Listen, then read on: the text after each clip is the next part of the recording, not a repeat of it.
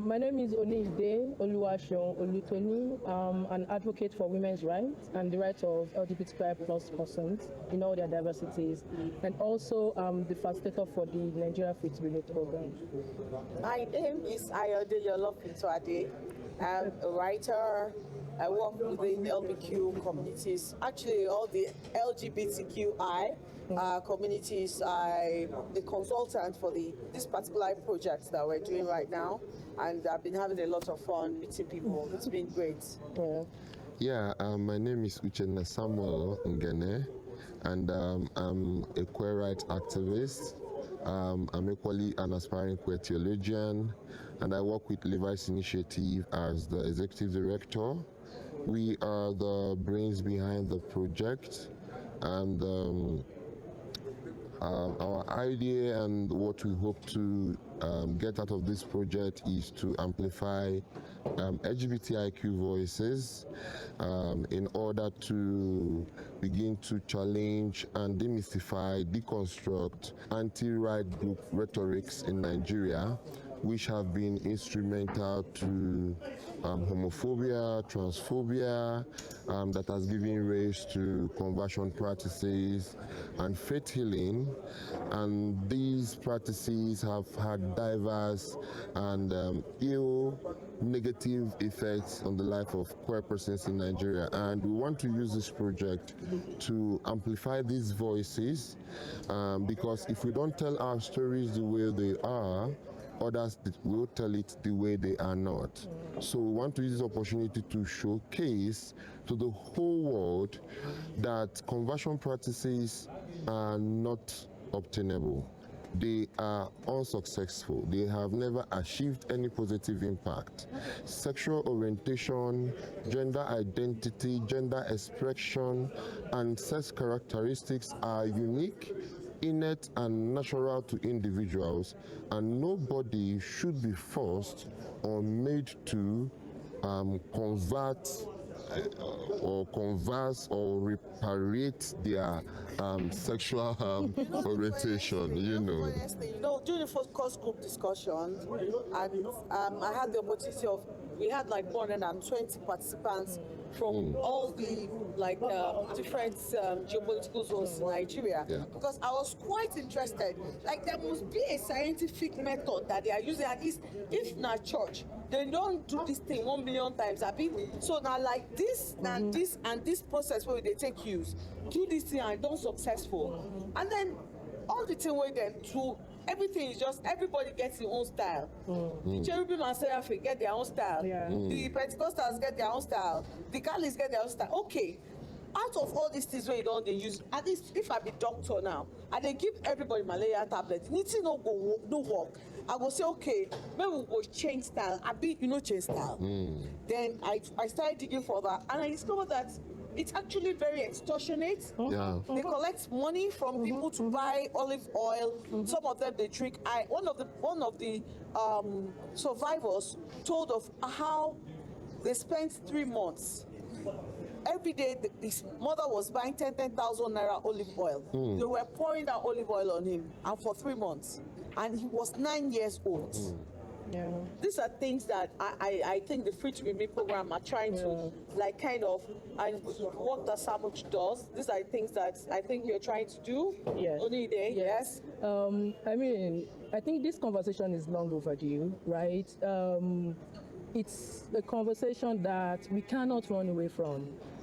Talking about conversion practices, a method that the Nigerian society and also in other countries used to force LGBTQI plus persons into conformity. Just on the basis that they exist, right? And it's actually also very amazing. When you're talking about conversion practices, some people might think it's just about, the gang rape and the rituals, but it's beyond that, and sometimes it might be so subtle that you don't even, you might actually just pass it as a normal thing and not consider it as conversion practices. For example, even denying someone access to basic life amenities, like denying them access to food, Because they are poor. shelter, and saying to access this you have to conform to the societal values, you know. And then we have the gang rape. We have LGBTQ women who have been through hell because their family just want them to conform to the societal expectation. There is gang rape, there is genital mutilation, there is forced marriage, there is so among many others. It is actually very, very sad what LGBTQIA plus persons in Nigeria are having to go through just based on the societal's, they are ridiculous. Justification is always that they are trying to, protect or preserve the African values or culture. I mean, these values and cultures are just what was sold to us by our colonialists, our colonial masters, right? And these values, this history that were sold to us, we've internalized them to be our history. It has erased the real African, history, and it has now formed our own reality, right? It is. What mauses me is the fact that it is violent. Yeah. I'm sure that Samuch has seen a lot of violence within this community, like you said, communal corrective rape, gang rape. Yes. Even these people, pastors, sexually assault people that go to their care. Samuch, I mean, it's so ridiculous to the fact that these pastors know that it doesn't work. They know. And not that they know that it doesn't work. Some of them are closeted within their sexual orientation. And because of that closetedness, they have developed internalized homophobia, internalized transphobia. And every of their gospel or teaching is around the sin of homosexuality because they are not settled within. And do you know what they do when you bring your child for the so-called deliverance? They will end up sexually abusing the person. Because during the FGD, we had conversations around people that their mother took them to the pastor, and the pastor said, you're going to sleep overnight so that we'll pray and cast out the demon. And at night, the pastor laid with them, And in my head, I begin to ask myself, why the deception? Why the deceit? And most often than not, the survivors cannot talk about their experience. They can't talk about the violation that they passed through. They can't talk about, the sexual harassment, the sexual abuse that they passed through in the pursuit of quote unquote trying to conform. And let's not forget that not only these pastors, indoctrination have had a way to equally push survivors not to speak, because some persons have voluntarily put themselves to conversion practices. We had stories of people going for an altar call because they want the spirit of homosexuality to leave them. And at the end of it, it doesn't go. We had people that subjected themselves to fasting themselves. Somebody said, I did not pay money. I was so tired. But after the whole thing, it didn't go. And there is no platform for them to say, see, this thing is not working.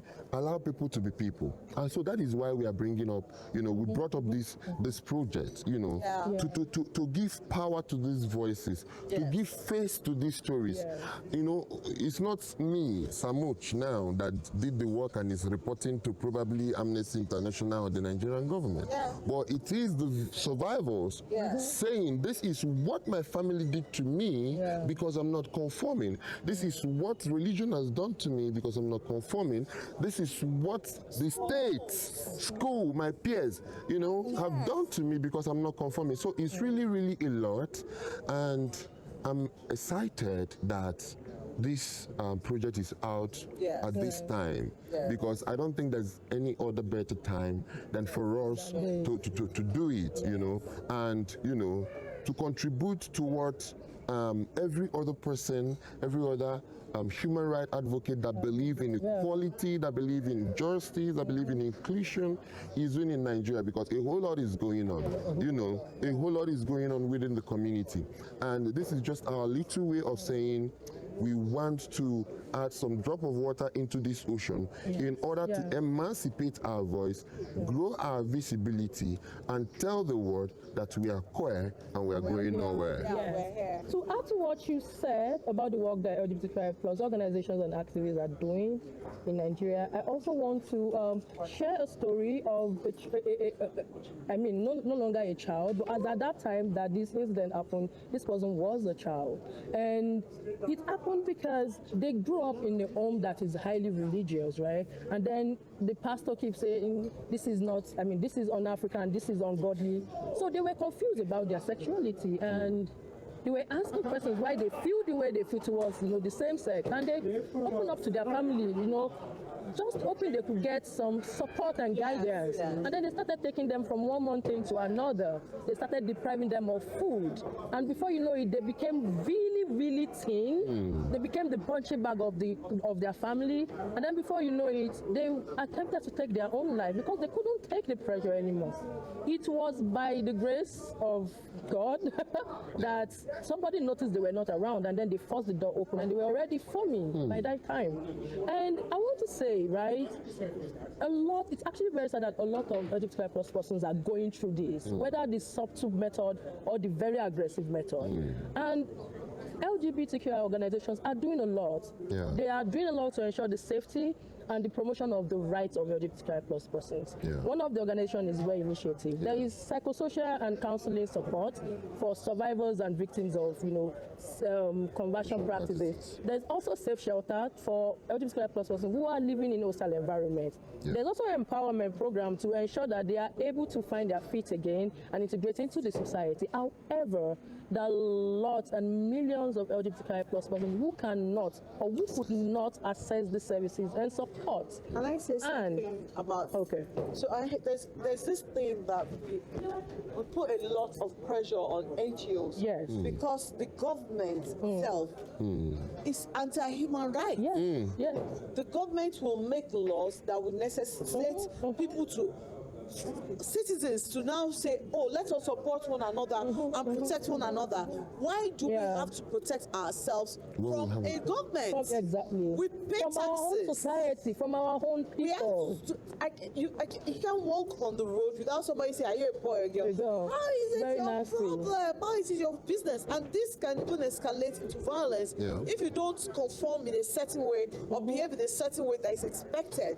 And these are harmless things. No, I mean, my behaving like a boy or a girl does not harm you in any way. And this is where I'm coming to you, like to ask both of you now, since both of you work in these non-governmental agencies, to ask you, is there any hope for the average queer person that can't access NGO services and that is at the mercy of the government?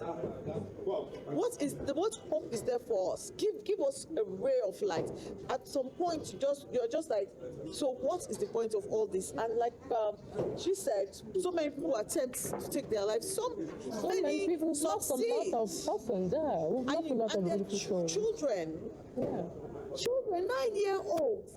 What harm can a 9-year-old do to you? So please just give us some hope. I want to hear from you. Where is the hope?